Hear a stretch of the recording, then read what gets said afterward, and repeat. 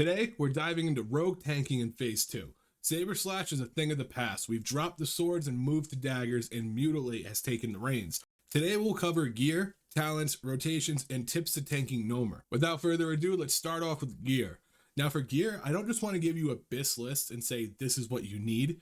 I will, but that'll be in the description. What I want to do here is explain why we're gearing the way we are. If you understand that, it'll make you more effective at finding your weak spots and bringing them up, as well as understanding when you've got room to play for both your offensive and defensive stats. If you've seen my previous tank guide, you know there are 3 categories for gearing a tank: threat generation, mitigation/avoidance, and survivability. Survivability plays a bigger role in Gnomer than it did for BFD, even though it's only for one boss. But before we talk about that, let's hit threat generation. Threat generation is just that. It's your ability to generate threat. This comes from your damage output. So when you're gearing, you don't want to lean fully into mitigation and survivability because yes, you may never die, but you'll also never be hit because you'll never have aggro. You need to make sure your damage output is high enough to hold threat while your casters are blasting and your melee hunter just slammed 4 crits in a row. Our damage output comes from agility, attack power, hit chance, and crit chance. Agility is our primary stat and we will have it on every piece of gear that we can. Agility gives us attack power and crit, which increases your damage and in turn increases your threat generation. And it also gives us dodge and armor, so it provides a defensive boost as well. Agility is a very important stat for rogue tanks and you'll want it on every piece of gear. Next, hit chance. Hit chance reduces our chance to miss when attacking the boss. This is crucial to tanking as when you open the fight, the worst thing that can happen is you miss all your abilities and gain no threat. Right now, with the bosses being 2 levels higher, you'll aim for 6% hit chance. This means your abilities will never miss. However, it doesn't mean they cannot be parried or dodged. That can still happen, so keep that in mind. 6% hit is easily obtainable as we get 5% hit from talents alone, and most gear from Gnomer gives hit chance as well. I personally have never geared for hit at all, and I have about 9%. Now, going over 6% doesn't necessarily make hit chance a dead stat because it does affect white hits as well, but the hit cap for white hits is so high and not something we aim for that it does lose a little bit of value past 6%. Now crit chance. Crit chance is pretty straightforward. The more times you crit, the more damage you do, and the more threat you generate. And with the mutilate build we run, you will have a lot of crit. So that's it for the threat generation side of things. Now let's move to mitigation/avoidance.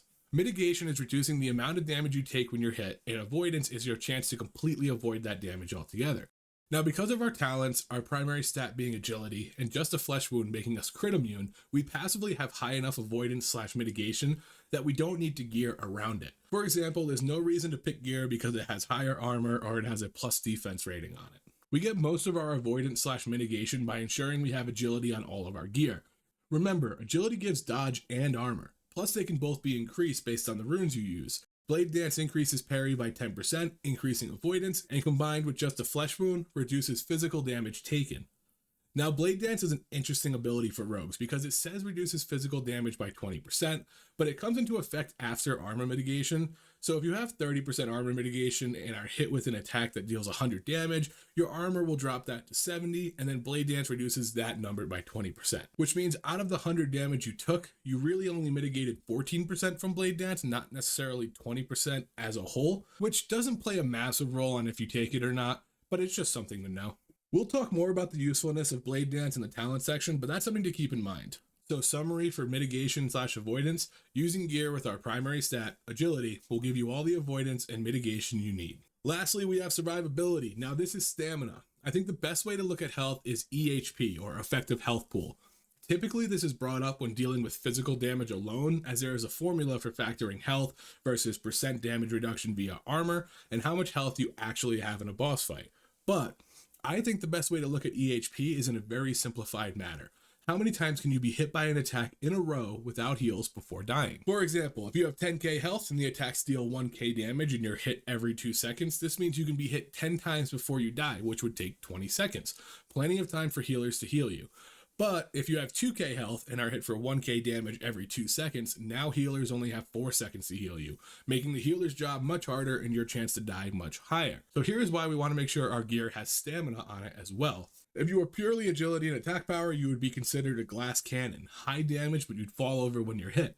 So you want to balance your gear around agility and stamina to make sure you can keep threat, and when you have threat, you can survive being hit. This does mean your damage is going to be lower, but that's just part of being a tank. Now, there is one fight in Gnomer that you are going to want to beef up a little bit and lean a little more into stamina than agility. Because, unlike most boss fights where we can avoid or mitigate a lot of damage, this boss has a lot of unavoidable damage. And that boss is Menagerie Thermoplug. Mech deals regular white hits that are avoidable, however when they do land, they cause a hefty amount of damage. In my last fight, they averaged around 600 a hit, and that was with 48% mitigation. Plus, his elemental punches cannot be parried or dodged. They can only be fully resisted. They're magical, and how they act is 100% damage or 0% damage. There is no partial resist, it's full resist or nothing, and they hit for roughly 1k. This is where effective health pool comes into play, because you can be in a situation where you take a 600 hit, followed by a 1k unavoidable hit, and another 600 hit, and take about 2200 damage in 5 to 6 seconds. That, on top of his dot in phase 1, can be a lot of damage at one time.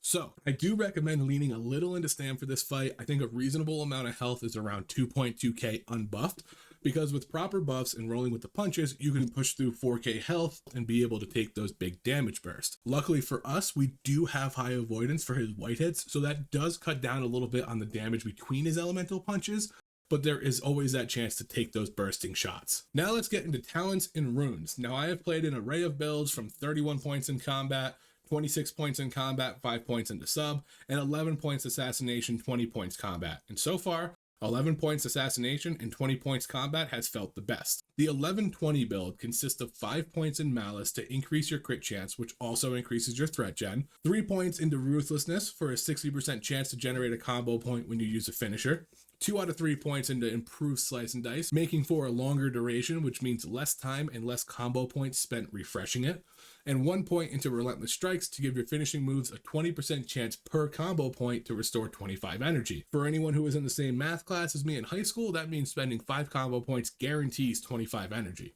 After that, we move into the combat tree. 5 points into lightning reflexes for some increased dodge chance, 3 points into improved backstab for a higher mutilate crit, because remember, mutilate is affected by all talents that affect backstab. 5 points into precision for increased hit chance, less misses means more damage, means more DPS, and more threat. 2 points into deflection, this adds a bit of avoidance, but mainly they're filler points to get to the next tier in the tree. And lastly, 5 out of 5 points in dual wield spec. Dual wield spec does factor into mutilate damage and also increases your white hit damage, so it is a huge talent to have. Now the other talent build that is better for tanking multiple targets but overall less damage is 26-5. This is 26 points in combat and 5 points in subtlety. So for 26-5, you're again going to put 5 points into lightning reflexes, 3 points into improved backstab, 5 points into precision, 2 points into deflection, 5 points into dual wield spec, and then additionally you're going to put 5 points into dagger spec, increasing your crit chance by 5% with daggers, and 1 into blade flurry. Blade flurry is what makes tanking multiple targets much easier. Then for the last 5, you're going to put them in opportunity in the subtree. Opportunity increases the damage dealt when striking from behind with backstab by 20%. However, because mutilate is affected by backstab talents, this increase also applies to mutilate, and because mutilate doesn't have a position requirement, you don't need to be behind the target to get the benefit. We call it flavor text. It's a bit misleading, but that's how it works. For runes, you're going to want just a flesh wound on the chest for the increased threat generation, mutilate obviously on the hands. On the waist, you can run poison knife and use it to pull, guaranteeing your target is poisoned for the first mutilate, because mutilate does increase damage against poison targets. However, it's not a make or break rune and you can easily go without it, so the waist can be a preference slot. For the feet rune, we're going with rolling with the punches, which is great for increasing your health pool. And the last slot, legs, you can go blade dance or envenom. Now I know it's a touchy subject, but let me explain. The debate right now is, does blade dance reduce enough damage that your healers can cast more DPS spells because they need to heal you less? And then, do those DPS spells equate enough damage to be more than you would do if you took Envenom and they didn't DPS and just healed you? Now, in most scenarios, healers are just DPSing or they're not DPSing, and it doesn't really matter what rune you take. So, if you want to do more damage, you can take Envenom on 4 out of 6, maybe 5 out of 6 fights and survive just fine. You'll do more damage, the healers will heal you as they normally do, and it'll be fine. But if you want to take Blade Dance and do a little less damage but be a little more defensive, maybe your healers aren't as geared or aren't as used to healing, and you want to pull some of the stress off of them, then sure, run Blade Dance. For this guide, we're going to be talking about Blade Dance because personally, I think if you're new to tanking or tanking new content, you should run Blade Dance. It gives you an air of confidence going into it, and a lot of people feel more comfortable using their defensive tank abilities while they're tanking. It makes sense. But if you're in a group, you know your healer's got you, you've got plenty of healing, they're bored, you can switch to Envenom and do a little more damage. So, on to rotations. The mutilate rotation is very easy. With mutilate being reduced to 40 energy and still generating 2 combo points, we are overflowing with combo points in this tier. Good for DPS, excellent for tanks since we have some maintenance buff we need to keep up, and it makes it much easier than before. So here's how you're going to want to open. You're going to cast 2 mutilates followed by a Blade Dance. If you're in the 11-20 build, you have a chance to restore 25 energy from casting that finisher. If you do get that proc, you'll be sitting at 40 energy and can immediately cast another mutilate. Follow that with Thistletea, another mutilate, and then Slice and Dice. If you don't get that 25 energy proc, you can immediately pop a Thistletea, go into 2 more mutilates, and then Slice and Dice. From there, you're rotating back and forth between Blade Dance and Slice and Dice at 4 or more combo points. Now with the 11-20 build, you'll find yourself having extra combo points in both Blade Dance and Slice and Dice not needing to be refreshed for quite some time.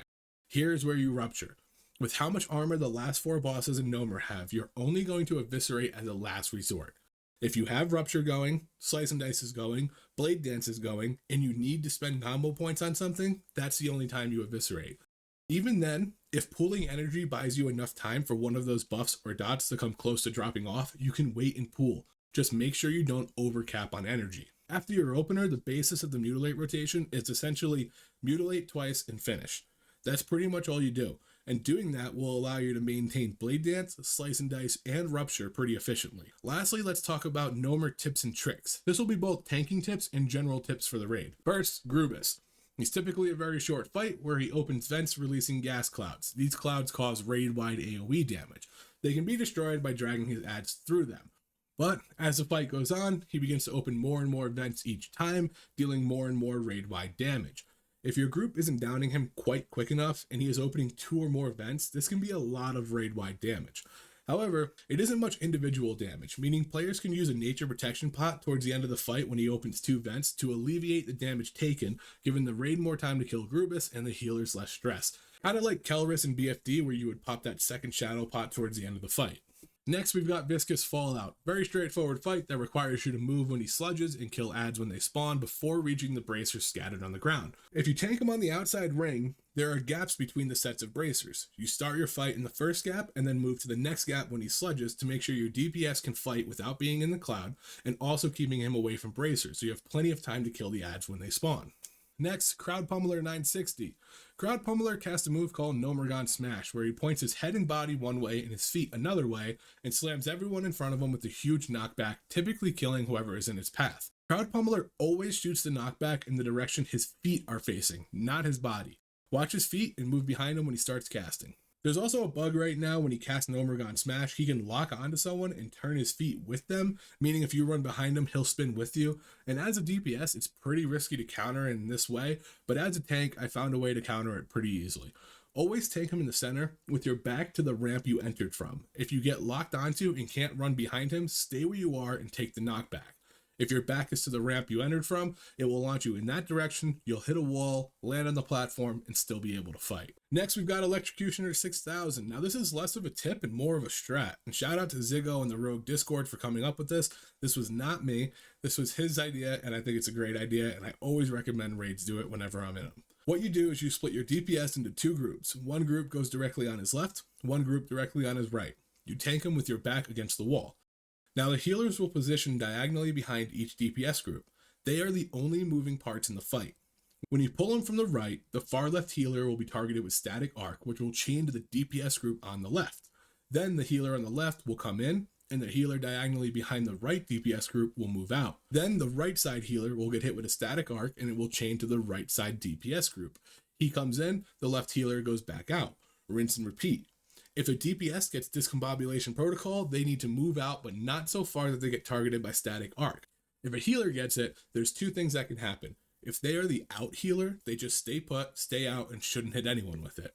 If they are the in healer, They don't come in, and instead the out healer moves further out. By using this strat, your DPS has 100% uptime, they never really need to move, and it's only the healers that are moving the entire fight, aside from the discombobulation protocol. Next, we got Mechanical Menagerie. Big tip for Menagerie is if you have your melee DPS, bring Immolation Oils. Immolation Oil does 50 fire damage to enemies within a 5-yard radius around the caster every 3 seconds for 15 seconds, with a 3-second cooldown. That's important. These don't take up a potion cooldown and can be used repeatedly throughout the fight.